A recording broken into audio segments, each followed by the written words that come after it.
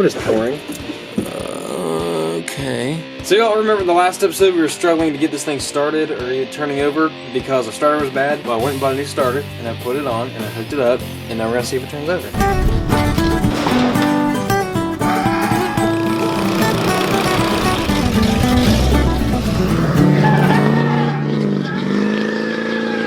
Other than putting the balancer on the front, that's about all we need to make this thing run.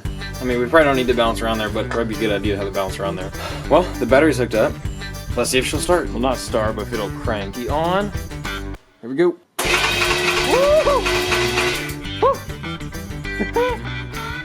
Brother.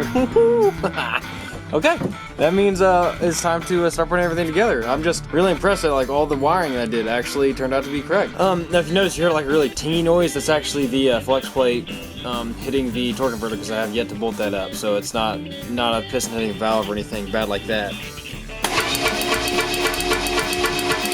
That's a coil arcing on itself, which is great because that means we got spark, which means we will only have to worry about fuel. And I might just kind of like start it off at ether. I know it's probably not the greatest idea, but I just want to make sure that it'll even start before I start worrying about fuel and if fuel's getting there and whatnot. It's just one step at a time, boys. One step at a time. So all we gotta do is I got that in the install tool, and it takes forever to freaking install this thing. I did this on the dually. It takes a very long time, but it does work, so that's all that really matters. So I'm gonna throw this thing on there.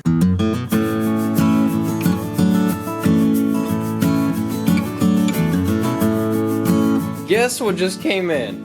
We were talking about it. I was talking about it yesterday. I was like, when is this thing gonna be here? It's been over a month. It just came in actually, and they look freaking beautiful. We got the headers in, boys. Come here. Get out of there. Come on. There we are. Look at them beauties. My goodness. Oh, these are $190 off the JEGS website. They're mid-length headers. And from what I can tell, I haven't test fit them yet, but I'm pretty sure they're gonna fit fine. But we're only gonna know once we try it out. It came with gaskets and everything too. It actually came with 2 different sets, so I'm not sure why that is, but let's go ahead and test fit them guys on there, because it's really about, I was listening to freaking exhaust videos last night, and I was like, it's crazy to think I'm at the point where I can actually start thinking about exhaust and stuff for this truck. So let's go ahead and throw these guys on there. Bolt it up. By bolt it up, I mean there's 2 bolts on there. I'm gonna have to get new bolts because the shanks on these bolts are too thick, because of course the cast manifolds were much thicker. So I have to get some new bolts, but that's not a big deal. I can go to AutoZone and pick some up. But it does fit really well. It's pretty tight, but it's like perfect. There's like ½ an inch between the header and the steering shaft. Pretty good amount between the header and the firewall.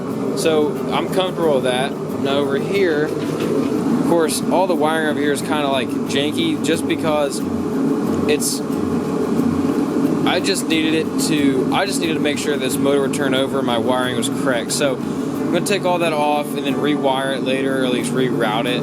Not really worried about it right now. So take that all off, make some room, and see if we can't stick a header in there.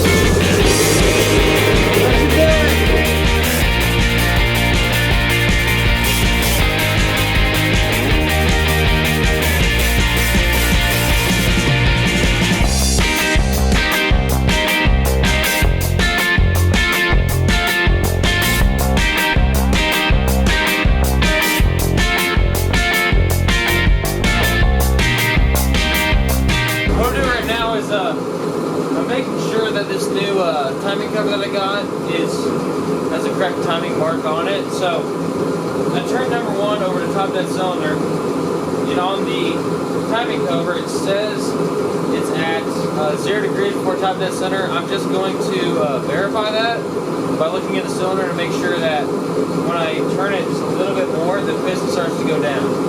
So the timing cover isn't right at all, like not even close. center is at least an inch off of where it says it is on the timing marker. So what I'm going to do is I'm going to take a marker and mark it on the actual timing cover itself, so we know where timing center is. And what's great about these motors is that their timing is electronically assisted. So even if it's not even really close to being right, like if you're like even probably 7 or 8 degrees off, the computer will adjust for that. So even if it's off a little bit, it's not that big of a deal. I'm just going to mark it so that I have a good idea of where everything needs to be at. Also check my distributor to make sure that it is sitting correctly in the motor block, the engine block. And once I verify that by setting the cap on it, we're good to go. Found the torque converter bolts. Went through these in, and then I got spark plugs. I got oil filter. I got plug wires. So we're gonna hook all those up. My fuel's not hooked up yet, but what we can do is squirt a little bit of ether down the intake, and see it should fire up. So as long as it runs, that means that if it doesn't run after everything's hooked up, that means it's a fuel issue. Because if it runs now, we're all good. I also have to hook up my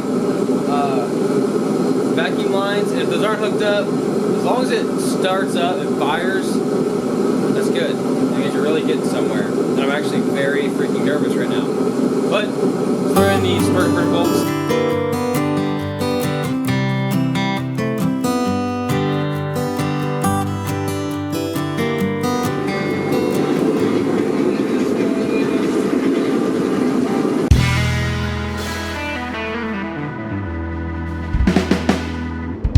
Go over some things that I've learned about working on trucks. With headers, they make everything 40 to 80.5 times harder than they need to be. I can't even put a ratchet and socket on the number 5 and 6 freaking spark plugs.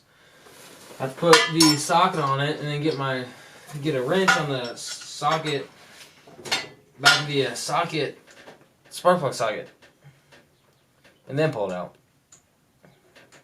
Because it'd be just too easy to have to be able to use a ratchet with all these freaking tubes going everywhere. But it's okay. That's the name of the game. We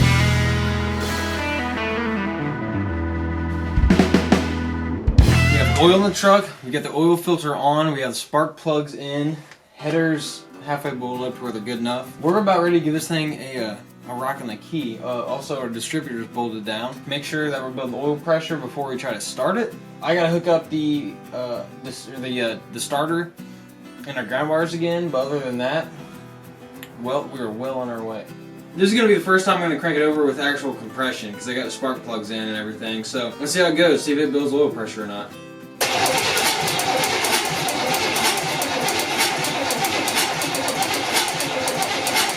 I switched around my ground wires a little bit to see if I can keep it from smoking. I put the like 0 gauge from the battery straight to the head, and then the smaller one from the head down to the frame, so it should help out. Screw up number 1. I was gonna take the valve cover off to check to see if we're making oil pressure. We don't have to do that because I forgot to put on my oil lines onto the radiator, and now we have a massive mess. Oh yeah. Oh yeah. A little greasy. All right. I guess I'll throw the radiator in here just so I can at least hook those dudes up.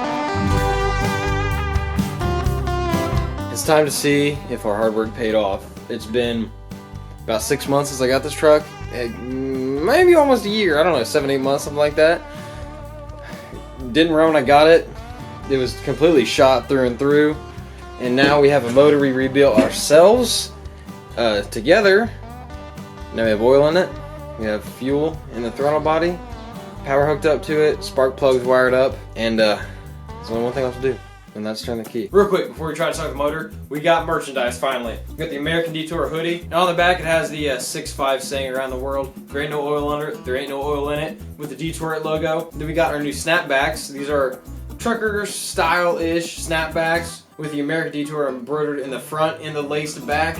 These are all going to be for sale on the American Detour website. The link is right here and also in the description. They come in this color only, the desert tan with the army green American Detour and the 6.5 sting on the back, as well as the hats. They're all that color, all for sale. Go to the website, buy it, please. We really appreciate it. Thank you very much. I'll talk to you all later. Okay, we got power. we go.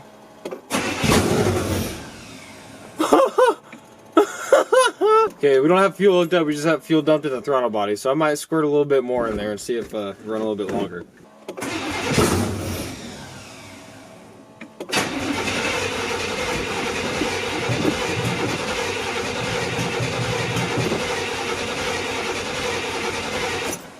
Hey, that's good enough for me. Because, I mean, we don't have vacuum lines hooked up, we don't have fuel lines hooked up, we don't have throttle position sensors hooked up. What is pouring? Okay. Well, that's not good. Okay. Culprit found. There's oil on the back of the firewall. That's because there's a oil pressure port on the back of the block that I forgot to put in. But that is an easy fix to make. And that's not a big deal. I got one sitting over there on my table right now. So we're going to end this episode off right there on a high note because I'm feeling good. And it's just easy crap from here on out. Our motor does run. Y'all take it easy. Have a good one. See y'all later.